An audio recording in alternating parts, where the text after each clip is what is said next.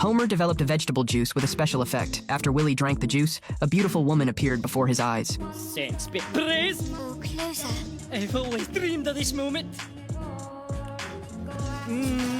After Barney finished his, however, he saw a little pink elephant. Thanks, Pinky. You've always been there for me.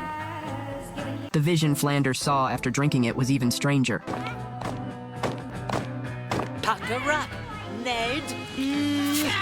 It turned out that Homer had to fill out a form and write his full name, but Homer had no idea what his full name was. So he turned to ask Abe, but didn't get the answer he was looking for. Because of this, Homer decided to find out his full name on his own. Immediately afterward, he and Abe headed to the hippie district, simply because Homer had always dreamed of becoming a hippie musician as a child, but Abe had forcibly taken him away back then. This incident also led Homer to often imagine what he would have looked like as a grown-up hippie. After hearing Homer's story, Seth and Mac gave him a crucial clue, a portrait left behind by Homer's mother. It bore Homer's full name, though the key part was obscured by weeds. Homer parted the weeds and finally discovered his full name. Homer J. Simpson. He's so beautiful. What a magical gift for my mother to leave me. His mother had even left him a hippie raincoat. I'll treasure this poncho forever. Mwah. You might want to wash that. The dog has a lot of skin and bladder problems. With the mission accomplished, Abe was about to take Homer away again, but after gazing at the portrait his mother had drawn, Homer immediately decided to become a true hippie. Get up, you stupid dog!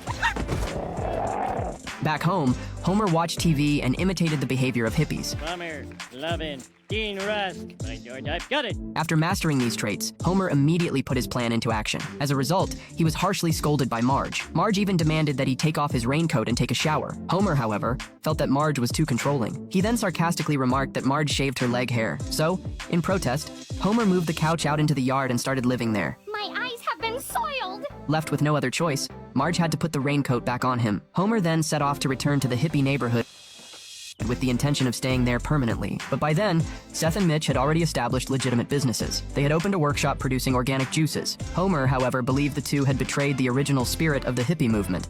He immediately turned and walked away. The two hurried to persuade Homer, but ended up being persuaded by him instead. So the three of them drove into town together to promote the hippie spirit. To attract the attention of passers-by, Homer even donned a clown mask and campaigned along the streets. Uh-oh, I don't like the sound of that.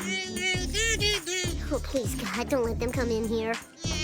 Later, he took the two of them to Springfield Elementary School to free the children who were being held captive. 15 years of loyal service, and this is how they tell me? A gesture with an invisible proclamation. Afterward, they returned together to the hippie neighborhood, but little did they know that an accident was about to happen. The Frisbee Homer was playing with got stuck in the juice production line's outlet, causing the entire batch of finished juice to be ruined. As a result, Seth and Mitch immediately kicked Homer out of the workshop in a fit of rage. So Homer had no choice but to take his anger out on the Frisbee. Back home, Homer was filled with guilt. Late at night, he sneaked into the juice farm and harvested large quantities of hallucinogenic cactus radishes from the fields to restart the production line and make new juice, but he had no idea that this crop would cause hallucinations. After drinking it, the entire town began experiencing bizarre hallucinations. The sheriff quickly learned of the situation. My God, it's nothing but carrots and peyote. He mobilized the entire police force and arrived at the hippie commune. Just as Seth and Midge were trying to explain, Homer not only stepped in to stop them, but also kept taunting the sheriff. Just as the police were about to open fire and teach them a harsh lesson, Homer plucked a small flower from the ground and jammed it into the muzzles of their guns. In the end, Homer was shot and hospitalized.